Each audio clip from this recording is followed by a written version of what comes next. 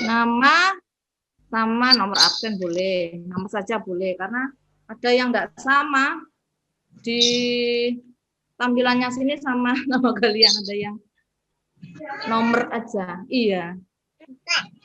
Sudah. Oke. Banter kayak gini. Injilnya no kono mati gitu. Saya coba share screen-nya. Ya. Halo Bu Atna. Halo Pak, ini saya belum jadi host. Ya, Nanti nggak bisa. Oke, sebentar Bu. Oke. Iya. Oke, dicoba sekarang Bu Atna. Oke, Bismillah. Oh sudah Pak. Sudah ya. Terima kasih. Ini sudah. Oke. Saya juga sudah nyiapkan untuk bisa live streaming di YouTube. Ya, supaya nanti buat bisa dilihat orang seluruh dunia ini. Ya. Anton jadi grogi. Sudah Pak, apakah ya. sudah? Ya, sudah. Bu Ana sudah 9.30 dan Bu kepala sekolah kita sudah juga hadir di room ini. Anak-anak juga saya lihat ada sekitar 17 ya, 17 anak-anak di sini. Memang tidak bisa 36 full karena memang ada 9 anak yang hari ini ikut kegiatan tatap muka terbatas. Baik Bu Ana, waktu saya persilahkan sepenuhnya untuk Bu Ana. Satu pesan saya, materinya 30 menit ya Bu Ana.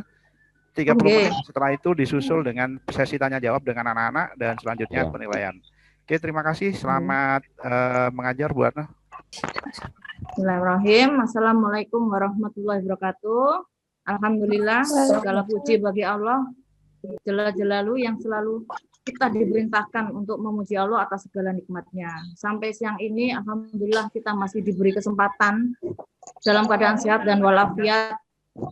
Ya, jadi ketika Allah menginginkan kebaikan buat kita, maka Allah akan buat seseorang itu belajar untuk paham agamanya. Maka berbahagialah kita, karena kita termasuk golongan tersebut. Dan tak lupa pula salawat serta salam kepada yang mulia baginda Rasulullah SAW. Semoga kelak kita akan mendapatkan syafaatnya di akhirat. Amin, amin, ya rabbal alamin. Oke anak-anakku, jangan lupa setiap semua perbuatan awali dengan bismillah. Mau makan bismillah, mau belajar bismillah, mau tidur bismillah. Ketika kita baca bismillah, misalkan nih haus, tanpa bismillah kita minum, maka cuma dapat dunia, hausnya hilang. Tetapi begitu kita baca bismillah, maka akan ada pahala yang melekat yang mengikuti kita sampai ke akhirat. Lanjut ya. Jumpa lagi dengan mapel administrasi transaksi, dan KD yang akan kita pelajari adalah mempelajari dokumen transaksi penjualan. Nah, silakan ketua kelasnya dipimpin berdoa dulu. Silakan mic-nya diaktifkan. Kita baca doa bareng-bareng. Silakan ketua kelasnya siapa? Saya, Bu. Ya, silakan. Yang keras ya, semuanya. Sebelum kita memulai pelajaran pada hari ini, marilah kita berdoa terlebih dahulu. Berdoa mulai. Alhamdulillah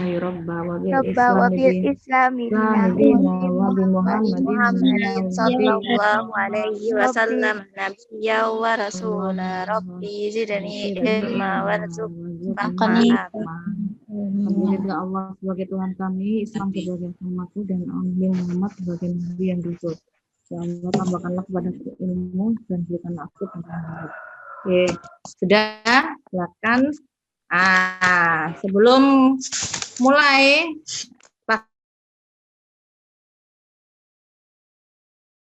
pastikan kita selalu menjaga protokol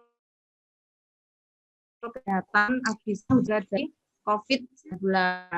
Insya Allah, Allah sembuhkan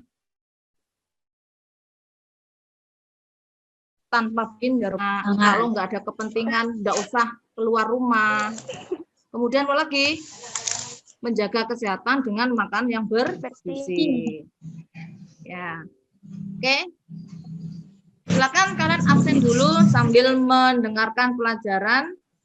absennya di chat yang bawah tadi ya. Nah, Ya. siapa yang masuk ke Zoom ini saya akan catat dengan chat kalian nama sama absen. Oke, jadi sebelum kita memulai pelajaran minggu yang lalu, masih ingat enggak tentang materi minggu yang kemarin? Nah, ada yang ingat enggak? Yo, kemarin kan UAS. Setelah UAS ada remedial. Sebelum UAS, Bu Agnes memberikan materi tentang apa? Masih ada yang ingat? Ada, Bu. Ya, silakan. Siapa ini? Sebutkan nama sama absen. Nama Salinda, nomor absen 31, tentang Oke. dokumen transaksi pembelian. Tentang dokumen transaksi pembelian. Ya, minggu kemarin kita mempelajari tentang dokumen transaksi pembelian. Di mana dalam transaksi pembelian itu dibedakan menjadi dua. Ada internal, ada eksternal. Eksternal. Kalau yang internal ini tuh, tolong ini di mic-nya dinonaktifkan ya semuanya.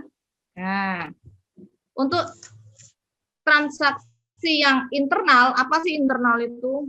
Internal itu dalam, in dalam. Kalau X itu luar.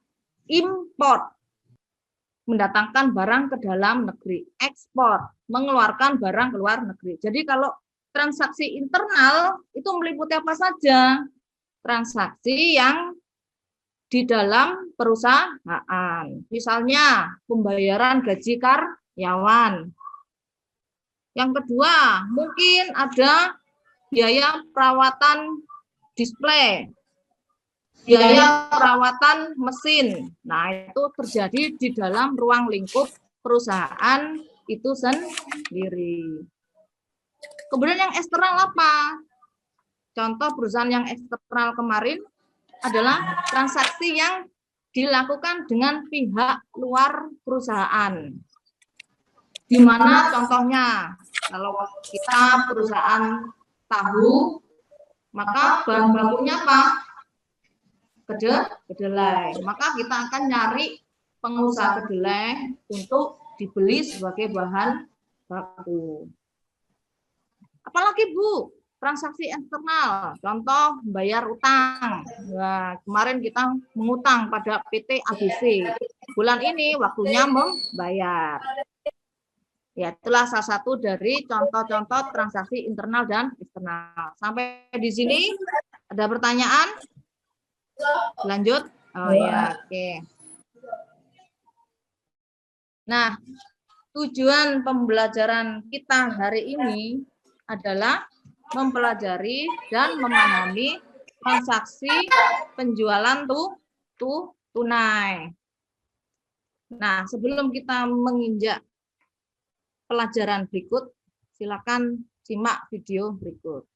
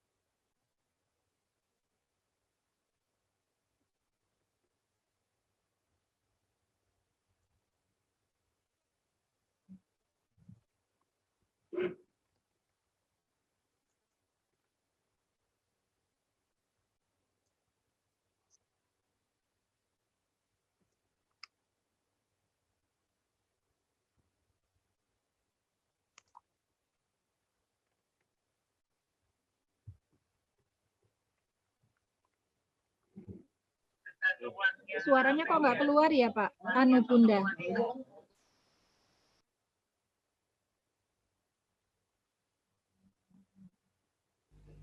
Ya, Bu Ana. Halo, halo Bu Ana. Iya, Pak.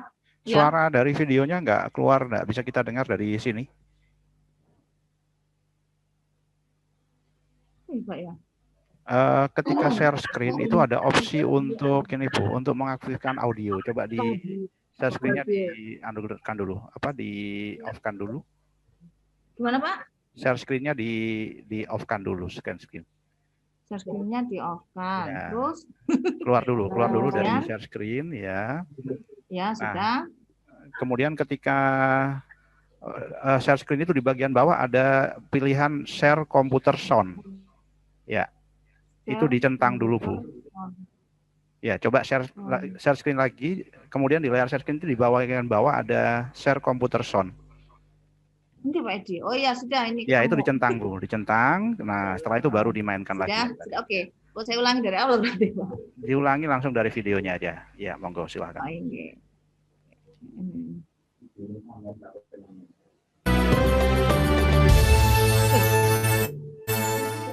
700.000 Pak. Oke, ini 700.000. Oh iya.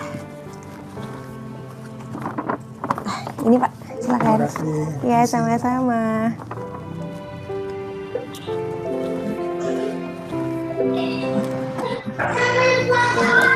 Assalamualaikum. Waalaikumsalam.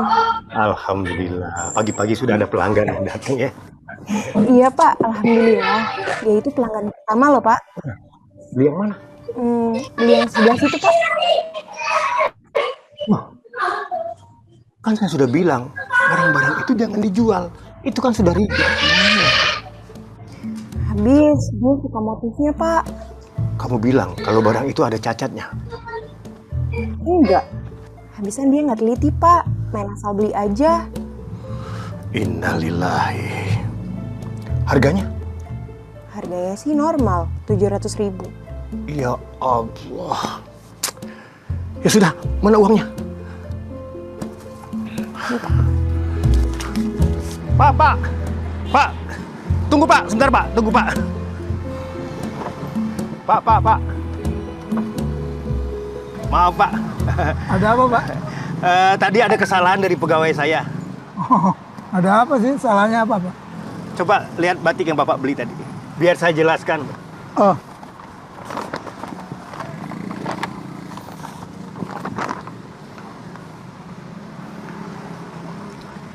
Tuh, lihat Pak. Tuh Pak, tangannya panjang sebelah Pak. saya nggak lihat tadi. Kalau tahu saya nggak beli Pak. Ganti yang baru saja Pak lagi. Motifnya yang saya suka. Oh. Jadi yang lainnya enggak. Ya sudah, kalau begitu saya kembalikan uangnya saja Pak ya. Ya boleh. Dihitung lagi Pak. Iya. Terima kasih Pak ya. Sama-sama. Bismillahirrahmanirrahim. Assalamualaikum warahmatullahi wabarakatuh. Nabi mengatakan, innama bu'ithu liutammima makarimal akhlaq. Tidaklah Nabi Muhammad SAW diutus melainkan untuk menyempurnakan akhlak. Dan akhlak mulia ini tidak hanya berlaku antara seorang hamba dengan Tuhannya, dengan Allah, akhlak manusia dengan Rasulnya, dan juga akhlak manusia terhadap sesama.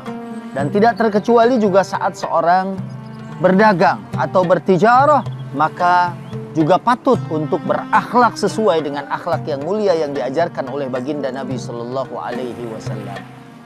Dalam sebuah hadis disebutkan, Innat tujar yub'atsuna yaumal qiyamah fujaran illa man ittaqallah wa barra wa sadaqa. Semua orang-orang yang berdagang pada hari kiamat akan menjadi orang-orang yang rusak, akan menjadi orang-orang yang banyak melakukan kemaksiatan. Disebabkan apa? Disebabkan kalau mereka seperti yang disebutkan dalam hadis, illa man ittaqallaha wa barra wa sadaqa, kecuali pedagang yang bertakwa kepada Allah, pedagang yang benar, kemudian yang menjelaskan cacat atau aib dan kekurangan dari apa-apa yang dijualnya. Nah, saat seseorang berdagang namun tidak menyampingkan akhlak mulia yang diajarkan oleh baginda Nabi SAW, maka mereka dibangkitkan pada hari kiamat dalam keadaan baik.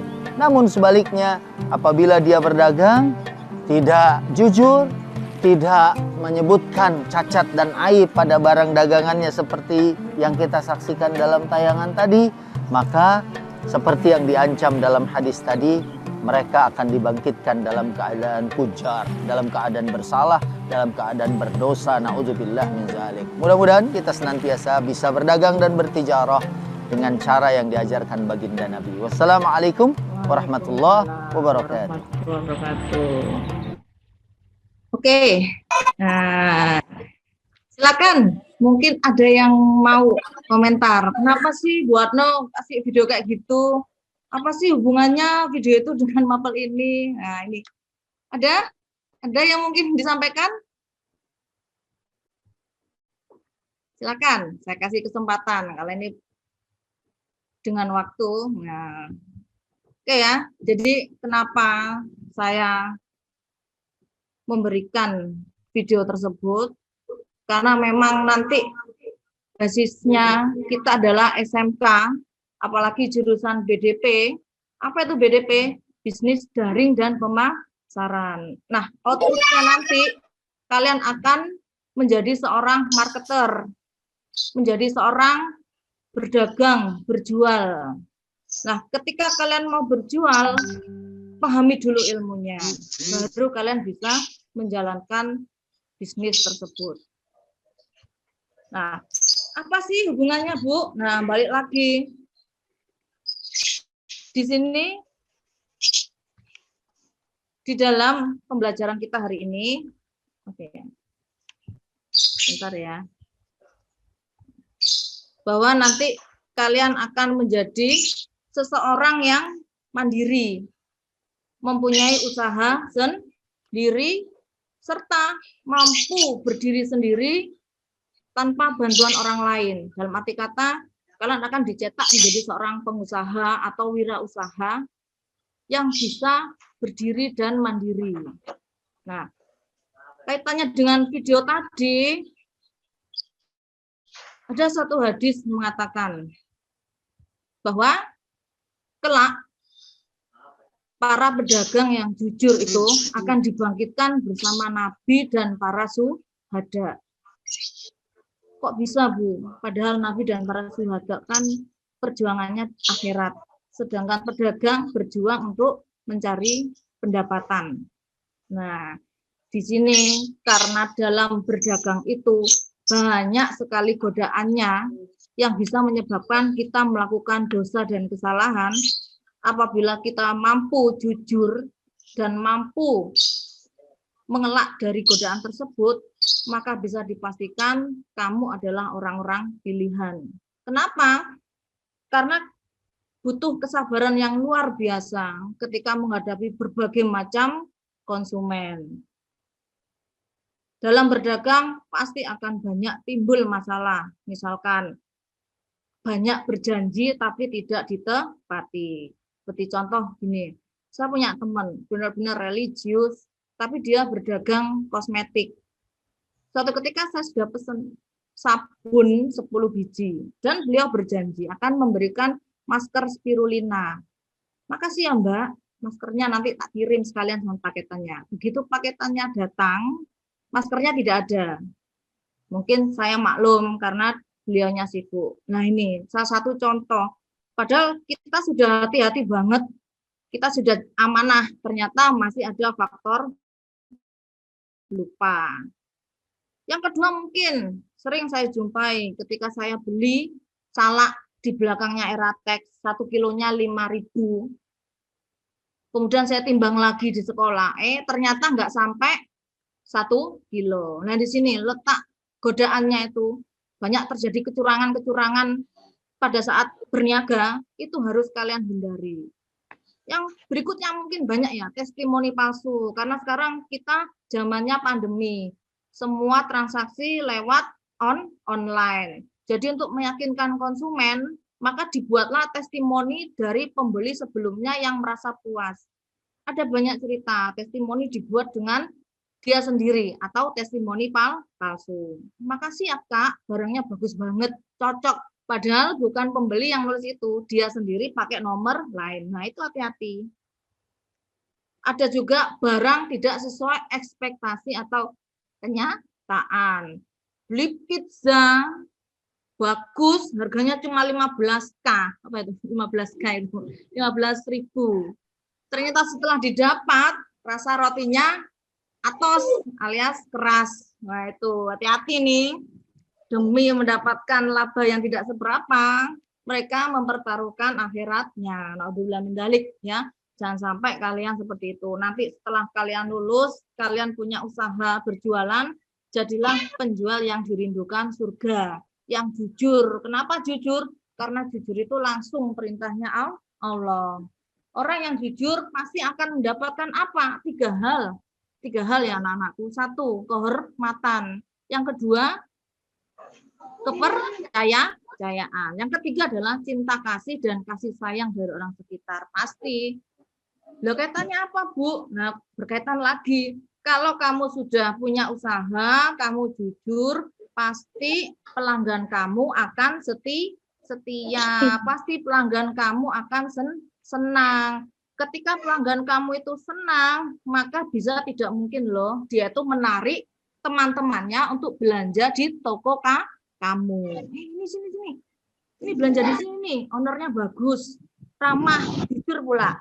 Pokoknya best seller deh. Nah, 3 orang yang datang membuktikan sendiri, kamu baik, kamu jujur, kamu amanah, dia puas, dia menarik temannya, saudaranya, handetolannya. Apa itu handetolan?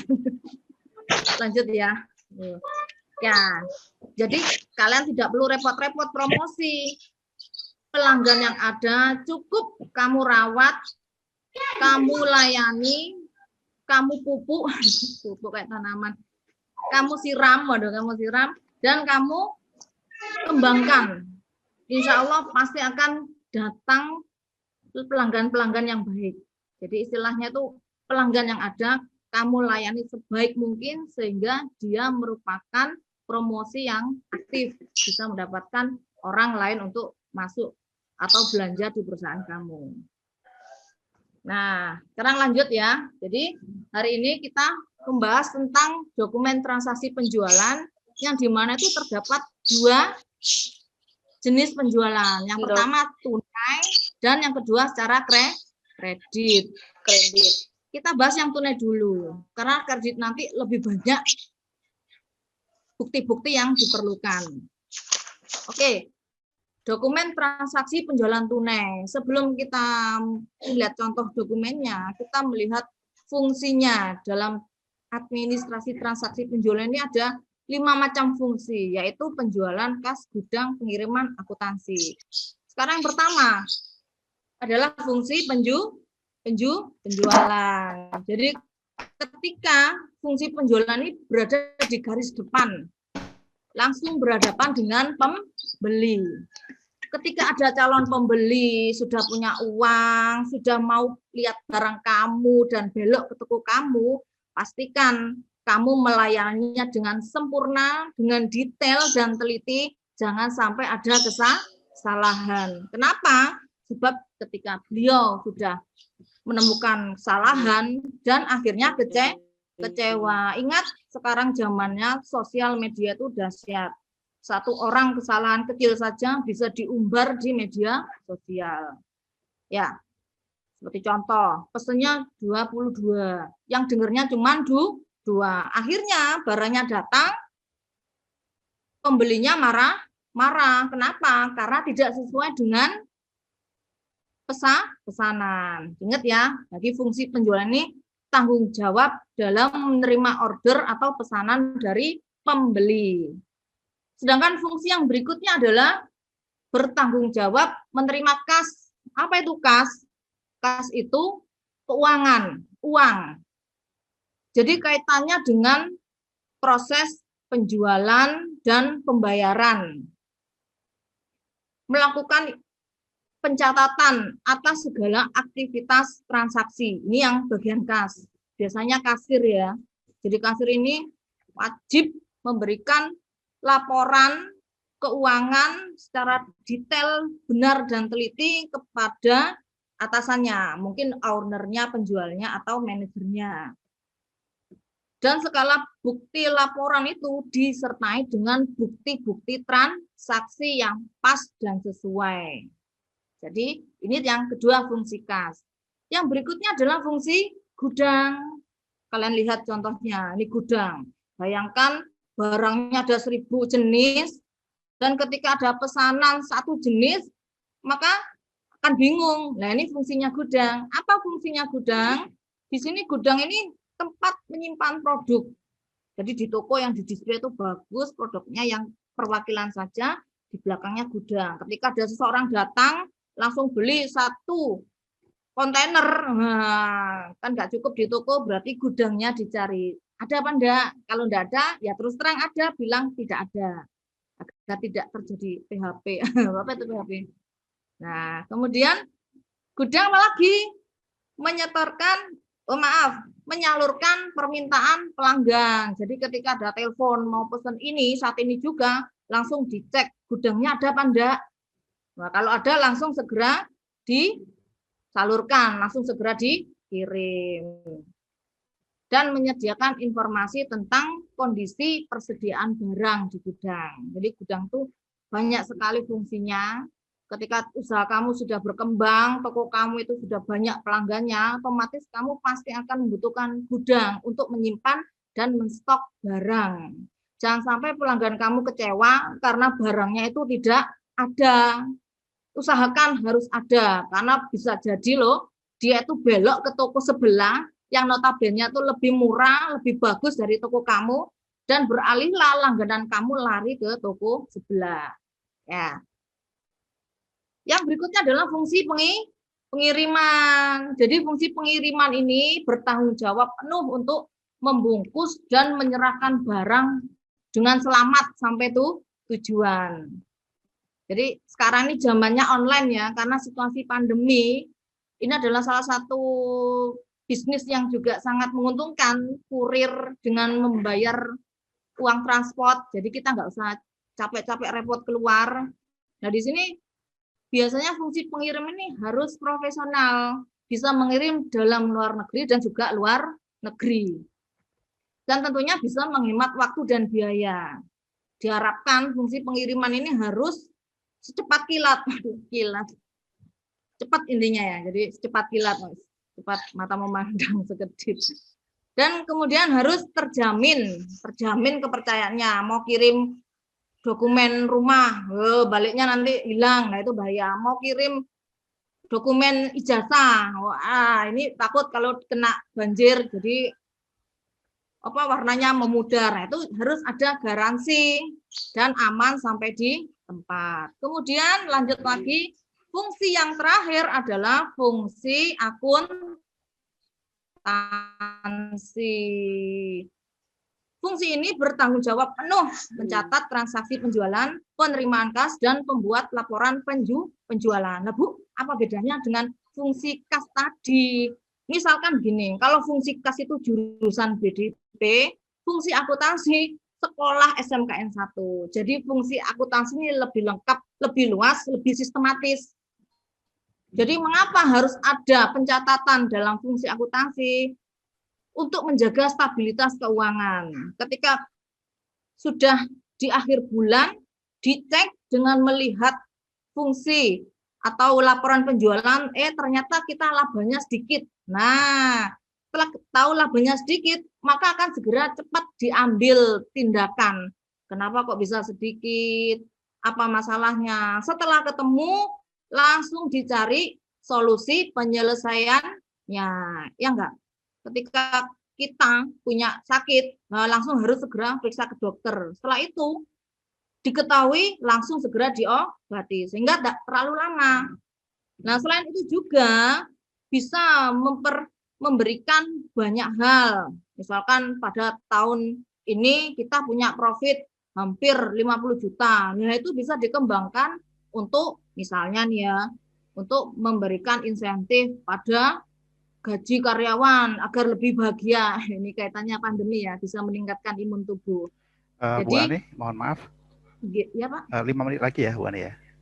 Oh iya. Ya, oke, silakan. Enggak Jadi apa-apa, 5 menit lagi. lanjut.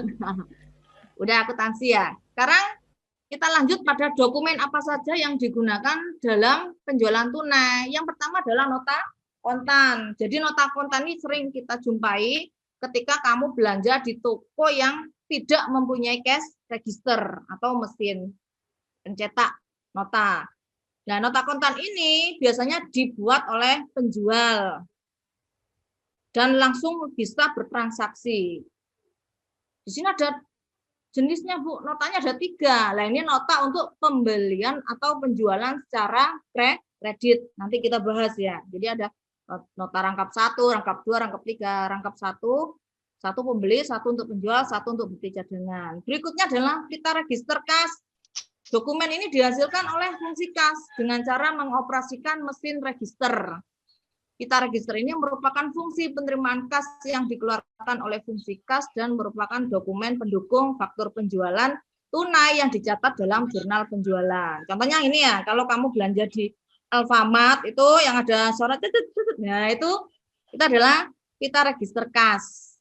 Yang berikutnya adalah bukti kas masuk. Ini bukti transaksi bahwa perusahaan telah menerima pembayaran uang secara tunai. Ini contohnya ya. Nah, ini seperti ini. Oke, sekarang soal latihan. Langsung soal latihan ya. Silakan kalian buat nota kontan. Latihan ya, buat nota kontan. 3 macam barang transaksi yang beda item, beda jenis. Dan salah satu barang tuh dapat diskon 5%. Misalkan kamu jadi kasirnya BC dan saya sebagai pembelinya. Silakan, kamu bagian tanda tangan yang mana, yang isi yang mana. Kemudian barangnya bebas. Jadi kamu buat gambar nota beneran. Kemudian isi 3 item barang dan berikan keterangan. Ya. Oke. Sampai di sini ada apa? Ada pertanyaan? Silakan. Ada tadi Bu Arna yang ngomong. Silakan, ada pertanyaan? Halo, ada yang mau bertanya? Silakan. Tidak ada? Nanti ya kita sharing lagi. Setelah mungkin di sini masih bingung atau kaget. Nah, dari kesimpulan materi hari ini, kira-kira apa ya bisa kita ambil hari ini? Kita ambil ringkasan materi hari ini. Ayo, silakan. Ada yang mau memberikan komentar? Ini semuanya pada malu-malu ya. Nah, memang kita nggak pernah ketemu kelas 10-nya ya, jadinya. Ayo, silakan. Ada yang mau memberikan komentar, kesimpulannya apa? Nah, jadi kesimpulan hari ini bahwa untuk penjualan tunai itu mempunyai beberapa macam dokumen bukti transaksi, yaitu yang pertama nota kontan, kedua pita register kas, yang ketiga bukti kas masuk. Ya. Paham ya anak-anak sampai di sini? Oke. Coba nanti materi minggu depan silakan kalian pelajari dokumen transaksi penjualan secara kredit biar Bu Arna lebih enak, lebih nyambung nanti ngajarnya. Insya Allah doakan ya minggu depan atau mungkin bulan depan kita bisa ketemu lagi, ketemu secara luring ya maksud saya, bukan daring lagi. Ya, silakan. Nah, sekian dan terima kasih. Terima kasih ya. Tetap semangat, lakukan yang terbaik, lakukanlah kebaikan karena kita nggak tahu kebaikan yang mana yang dapat mengantarkan kita surga. Demikian dari saya, saya akhiri. Wassalamualaikum warahmatullahi wabarakatuh. Mungkin ada yang sesi pertanyaan, silakan, atau komentar.